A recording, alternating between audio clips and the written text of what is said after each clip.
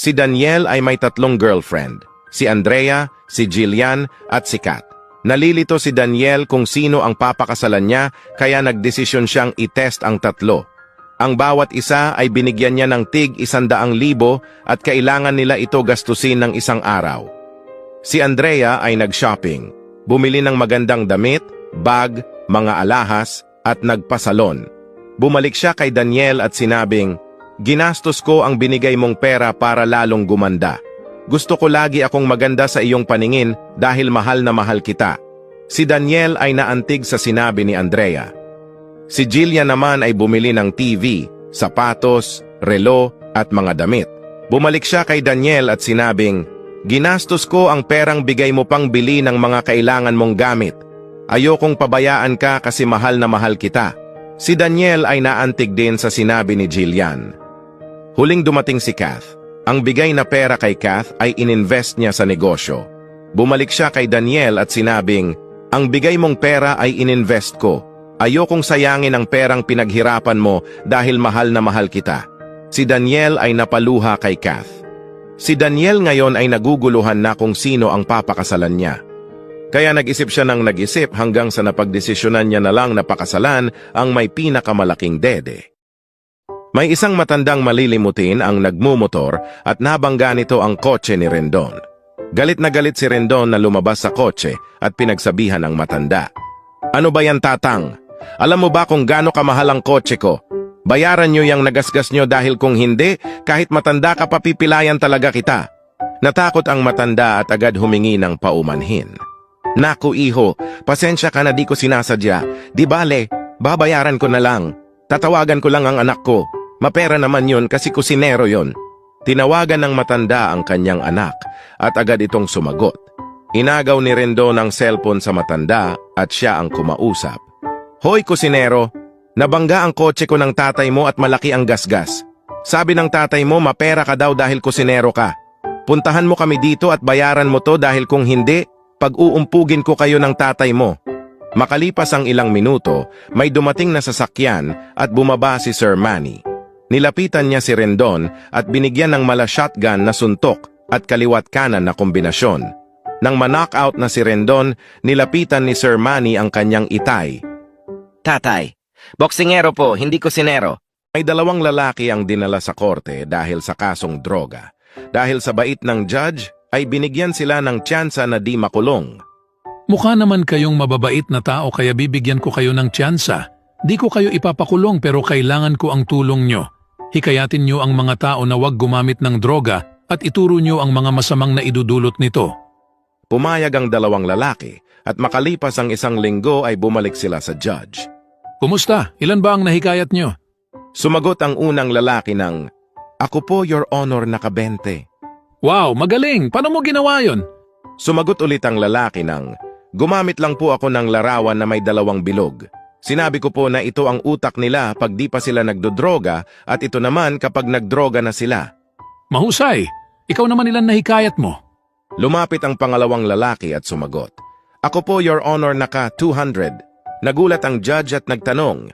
Aba, ang dami naman. Paano mo nagawa yon? Sumagot ang pangalawang lalaki ng, "Gumamit lang din po ako ng larawan na may 2 bilog. Sinabi ko po na ito yung butas ng puwet nila pag di pa sila nakukulong." Ang batang si Canor ay mahilig magbasa ng libro. Isang araw, nabasa niya sa isang libro na kayang paaminin ng sekreto ang kahit na sino basta sabihin lang ang salitang, "Alam ko na lahat."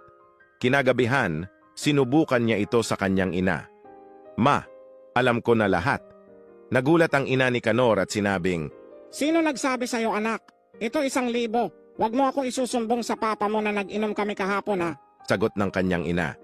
Kinuha ni Canor ang pera at nakangiting umalis. Sa isip niya ay epektibo nga ang kanyang nabasa, kaya susubukan niya naman sa kanyang ama. Pagdating ng kanyang ama, sinalubong ito ni Canor at sinabing, "Pa, alam ko na lahat." Nagulat at pinagpawisan ng ama ni Canor at sinabing, "San mo kami nakita, anak? Ito 2,000. Huwag mo ako isusumbong sa mama mo na may kasama akong babae kahapon." Kinuha ni Canor ang pera at nakangiting pumasok sa kwarto. Kinabukasan, may kumatok na delivery rider sa bahay nila Canor. Pinagbuksan ito ni Canor at sinabing, Alam ko na po ang lahat. Nagulat ang delivery rider at nabagsak nito ang dala nitong pagkain. Bigla itong umiyak ng malakas at napaluhod. Alam mo na ba ang lahat? Pasensya ka na, di ako naging responsableng tao. Halika nga dito, yakapin mo ang papa mo. Noong unang panahon, nagkaroon ng paligsahan ang Hapon, Amerikano, Negro at Pilipino. Ang paligsahan na to ay patigasan ng ulo. Ang contestant ay dapat tatalon sa building at dapat unaulo pagbagsak. Unang tumalon ay ang Hapon. Pagbagsak, boom! Basag ang ulo. Sabi ng MC, out na ang Hapon, ang lambot ng ulo. Amerikano, ikaw naman. Tumalon ang Amerikano at nabasag din ang ulo. Out na din to, sabi ng MC. Negro, ikaw naman. Tumalon ang Negro at nabasag din ang ulo. Sabi ng MC, ano ba yan? Ang lalambot naman ng mga ulo nito. O siya last, Pilipino, talon ka na. Siraulo ka ba? Sagot ng Pinoy. Ba't ako tatalon? Ano ako tanga? Tatalon ka o hindi? Sagot ng MC. Gusto mo itulak pa kita? At sumagot ang Pinoy. Tumalon ka mag-isa mo. At napakamot na lang ang MC sabay sabing, panalo na tong Pinoy. Napadaan si Juan sa dalawang lalaking nag-uusap at narinig niya ang usapan nito. Sabi ng lalaki, pre, may alam akong easy tricks para makuha mo ang gusto mo sa isang tao. Paano naman? Sagot ng isang lalaki. Sabihin mo lang sa tao na alam mo ang sikreto niya. Then boom, tignan mo na lang ang mangyayari. Narinig naman ito ni Juan at agad umuwi para itesting sa tatay niya. Sabi ni Juan, Tay, alam ko ang sikreto mo. Nabigla ang tatay at sumagot. Shh! Ito ang 500. Huwag mo sabihin sa mama mo. Tuwang-tuwa si Juan dahil nagkapera siya kahit di niya naman talaga alam ang sikreto nito. Pumunta naman siya sa kanyang nanay. Sabi ni Juan, Nay, alam ko ang sikreto mo. Kinabahan ang nanay at sumagot. Shh! Bibigyan kita ng 1,000. Huwag mo lang sabihin sa tatay mo. Tuwang-tuwa si Juan dahil nagkapera na naman siya. Lumabas siya para gastusin ang pera at nakita niya ang kapatid ng tatay niya. Naisip niyang lokohin ito. Sabi ni Juan, Tito, alam ko ang sikreto mo. Sumagot yung tito. Buti alam mo na ang totoo. Lumapit ka sa akin at yakapin mong mahigpit ang totoong tatay mo.